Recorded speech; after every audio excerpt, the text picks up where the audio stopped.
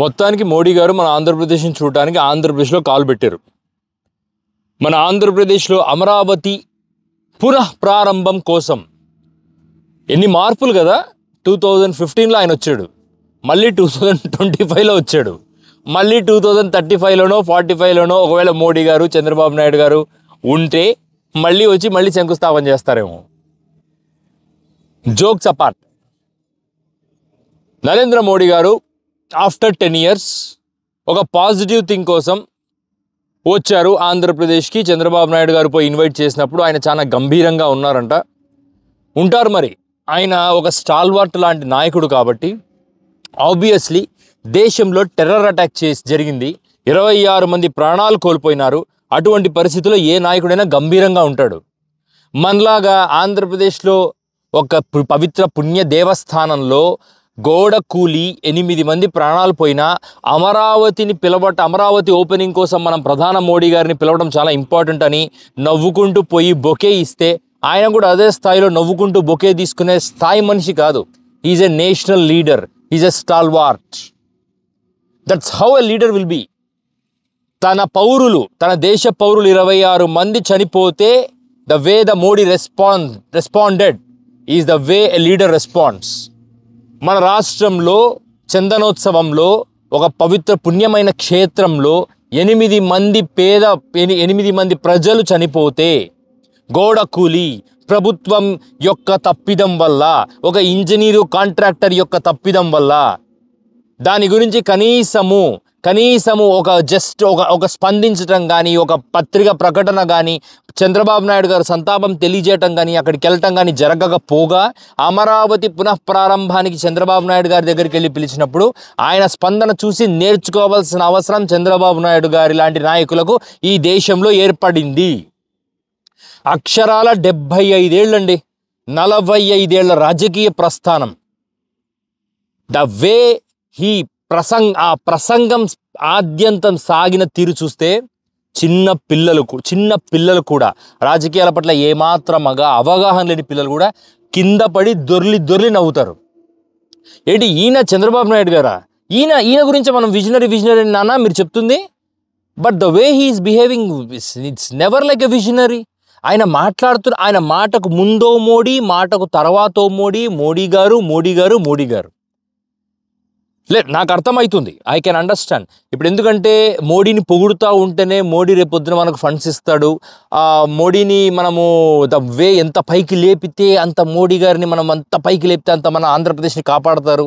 ఆంధ్రప్రదేశ్కి అవన్నీ ఏమి ఉండవండి. కేంద్రానికి లెక్కలు ఉంటాయి, బడ్జెట్ ఉంటుంది. బడ్జెట్లో ఏ స్టేట్కి ఎంత ఇయ్యాలో అంతే ఇస్తారు.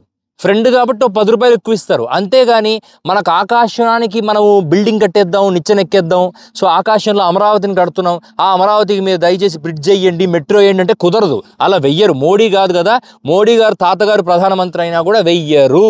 It is for sure.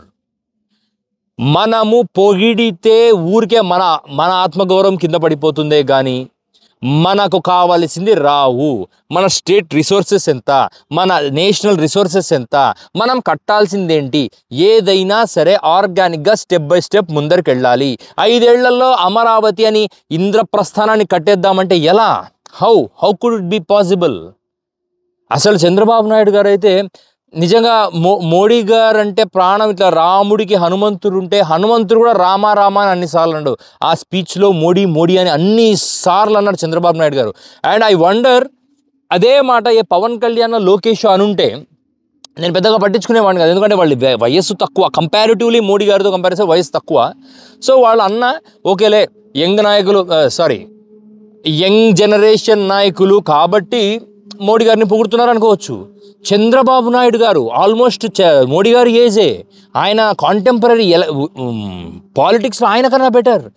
But దిగజారిపోయి Modi గారు మీ వల్లనే దేశానికి, ఇంకొకటే ఆయన అనలేదు, మీ వల్ల దేశానికి స్వతంత్రం వచ్చిందని ఒక్క మాట తప్పించి అన్నీ అన్నారండి. నేనైతే ఐ వాజ్ లిటరల్లీ షాక్డ్.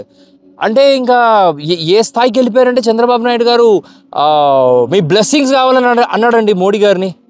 అంటే మీరందరూ వినే ఉంటారు, మోడీ గారు మీ బ్లెస్సింగ్స్ కావాలి మాకు అంటే లాస్ట్గా శ్రీ మహావిష్ణువుని చేశారా మీరు ఆయన్ని? ఆయన ప్రధానమంత్రి సార్, ఆయనకు మన విజను, మన ఎన్విజను చూపిస్తే చాలు సార్, మనకు అయిపోతుంది. మన రాష్ట్రం అభివృద్ధి చెందడానికి ఒక డిపిఆర్, డీటెయిల్డ్ ప్రాజెక్ట్ రిపోర్ట్ లాగా ఒక ఆంధ్రప్రదేశ్ గురించి డీటెయిల్ ఆంధ్రప్రదేశ్ రిపోర్ట్ ఇస్తే సరిపోతుంది. మనం నిజాయితీగా ఉండి మనం ప్రాపర్ ఎఫర్ట్స్ పెడుతున్నామని సెంట్రల్ గవర్నమెంట్కి తెలిస్తే చాలు. Why should we pamper him like ఒక దేవుని ప్యాంపర్ చేసినట్టు ప్యాంపర్ చేయడం ఎందుకు అట్లా?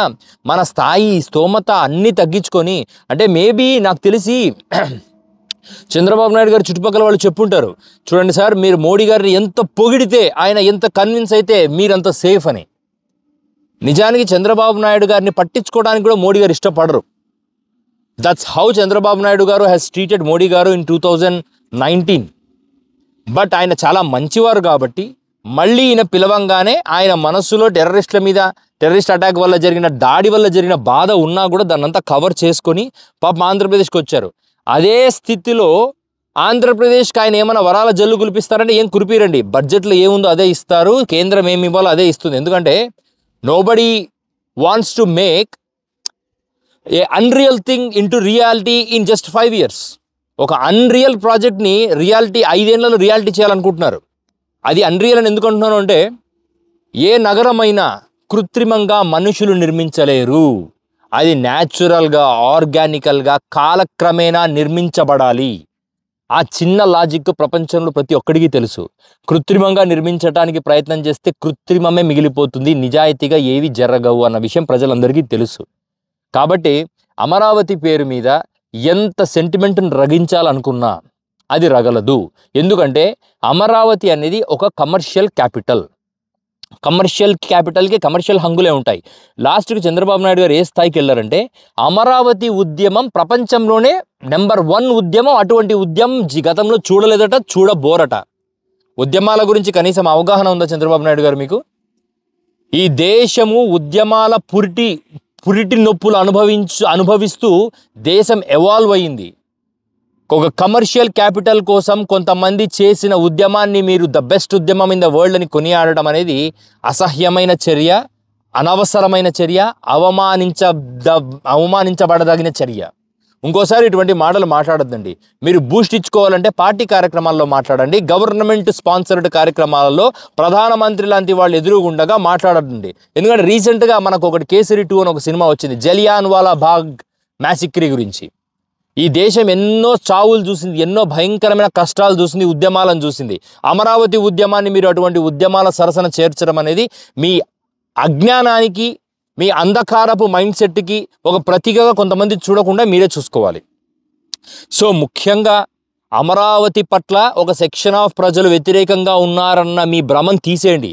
అమరావతి పట్ల మేమెవ్వరం వ్యతిరేకంగా లేము. అమరావతి పేరు మీద జరుగుతున్న కరప్షన్కి వ్యతిరేకంగా ఉన్నాం. అమరావతి పేరు మీద మీరు ప్రొక్యూర్ చేస్తున్న ల్యాండ్స్ ఎంత ఓపేక్గా ఉన్నాయో, వాటిని వేటికి వాడుతున్నారో, వాటిని ఎందుకు వాడుతున్నారో ఆ విషయాల పట్ల ప్రతి ఒక్కరు క్వశ్చన్ చేస్తున్నారు. Fund raising, fund spending, land grabbing, land pooling, ఇటువంటి అన్ని విషయాల పట్ల సంపూర్ణమైన డేటాని ప్రజల ప్లాట్ఫామ్లో మీరు పెట్టి దాన్ని ప్రజల నుంచి అప్రూవల్ తీసుకున్న డెమోక్రటిక్ పాలసీల్లో మీరు ఏదైతే ఫాలో అవుతారో then you will be having an approval. Amaravati ప్రజల పట్ల రాష్ట్రంలో మిగతా ప్రాంత ప్రజలు వ్యతిరేక భావనతో ఉన్నారన్న విషయాన్ని మీరు మైండ్లో నుంచి తీసేయండి. ఎవరికి అమరావతి ప్రజల పట్ల కానీ అమరావతి ప్రాంతం పట్ల కానీ వ్యతిరేకత లేదు. Problem is all about corruption. Amaravati ఒక బిల్డింగ్ కడితేనే ఒక కాంట్రాక్టర్ గాడు లక్షల రూపాయలు మిగిలించుకుంటాడు. ఒక పెద్ద ప్రాజెక్ట్ కడితే కాంట్రాక్ట్ కోట్ల రూపాయలు మిగిలించుకుంటున్నారు. మరి అమరావతి లాంటి ప్రాజెక్టులో ఎన్ని కోట్లు తప్పుదారి పట్టే అవకాశం ఉంది? వాటి గురించి మాట్లాడే వాళ్ళని మీరు అమరావతి వ్యతిరేకులు, రాష్ట్రాభివృద్ధి వ్యతిరేకులను ఎలా మీరు బ్రాండింగ్ చేస్తున్నారు? First you come out of this loop and start showing the progress to the people transparently. మీరు ట్రాన్స్పరెంట్గా ఏది చెయ్యకపోయినా అది అమరావతికి శాపంగా మారుతుంది, మీ ప్రభుత్వానికి పాపంగా